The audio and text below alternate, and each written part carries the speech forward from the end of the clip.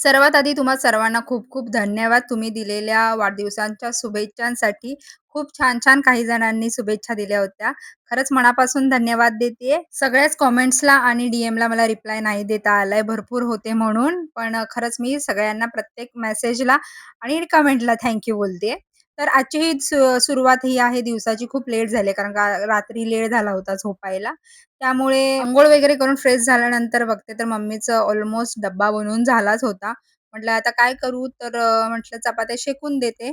त्या केल्यात आणि मग ऑमलेट वगैरे केलं, असं केलंय डब्बा. त्यानंतर मग हे काल बर्थडेसाठी जे डेकोरेशन केलं होतं, ते दिसायला तर छान वाटत होतं. पण या फुग्यांचा जो वास आहे ना घरामध्ये रात्रीपासून भरपूर येत होता.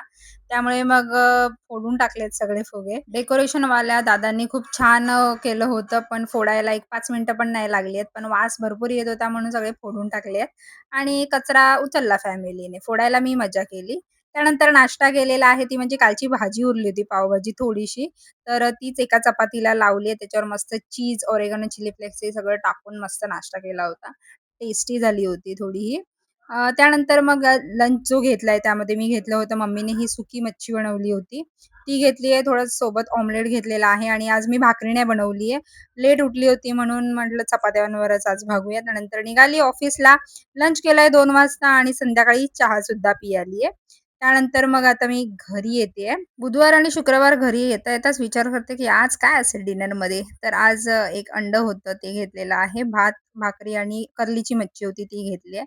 आणि कोकणी माणसाला जर कर्लीची मच्छी खाता येत नसेल, तर तो कसला कोकणी माणूस? असो आता मी पटकन जेवून आता मी आज लवकर झोपणार आहे, कारण मला उद्या लवकर उठायचंय आणि उद्या ऑफिसला सुट्टी घेतली आहे.